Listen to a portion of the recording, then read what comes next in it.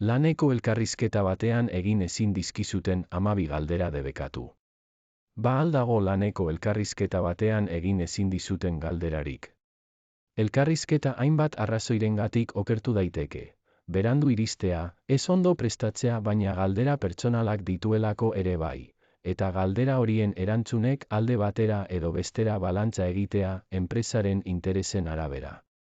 Legez kanpoko jarduera da izan ere, gai batzuk ezin dira egin, besteak beste, diskriminatzaileak izan daitezkeelako. Norberarena Espainiako Konstituzioa 14. Artikuluan ezarritakoa, Espainiarrak berdinak dira legearen aurrean, eta ezin da inolako bereizkeriarik egin jaiotza, arraza, sexu, erlijio, iritzi edo bestelako egoera pertsonal edo sozialagatik. Nola erantzun legez kanpoko galdera hauei?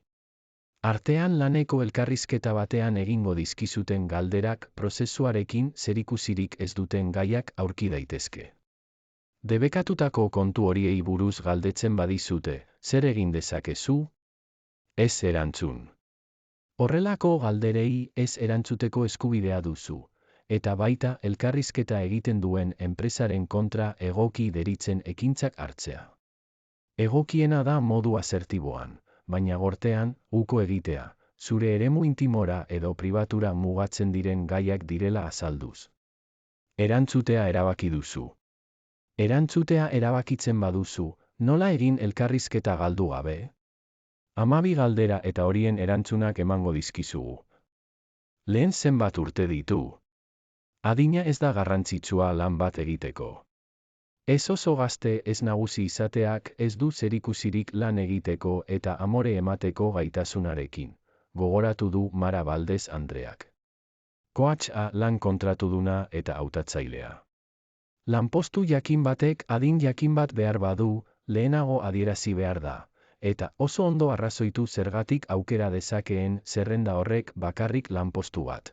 Adinera jotzea diskriminatzailea baita lan baterako pertsona bat hautatzeko edo ez hautatzeko. Irribarre batez erantzun dezakezu, adina erlatiboa da. Adituaren esanean oso gaztea izateak oldarkor bihur gaitzake gehiegi, eta helduak posturako egokiagoak izan daitezkeen jarrera eta oreka ematen ditu. Bigarren zein da zure egoera zibila edo familiarra? Ezkonduta edo dibortziatuta dago. Badu bikotekiderik. Laneko elkarrizketetan askotan sinestezina dirudien arren, familia eta gizarte harremanen alde egiten du baita hautagaiaren sexu zaletasunengatik ere. Dio Rosa Rodriguez giza baliabideetako adituak. Diskriminatzailea izateaz gain, oso gogaikarria da hautagaiarentzat. Ez baitu erantzun behar inolako gai intimori edo bere eremu pribatuaren barruan sartzen denari.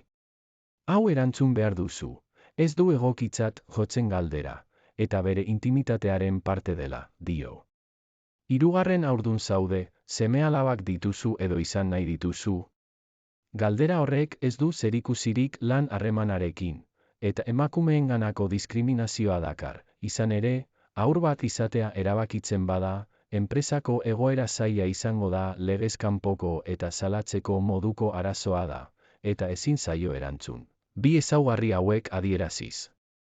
Aldiz, erantzuten badu, buelta eman eta enpresa batek lana eta bizitza pertsonala bateratzeko gai den pertsona kontratatua izateak dituen abantaila guztiak azaltzea.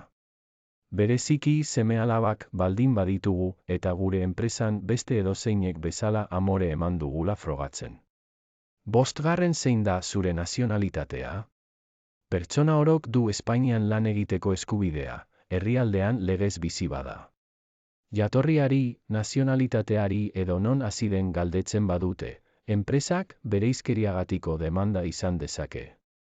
Kontuan hartu behar da zenbait kontu daudela, hala nola zein da zure ama hizkuntza. Datu hori jakitea dute helburu.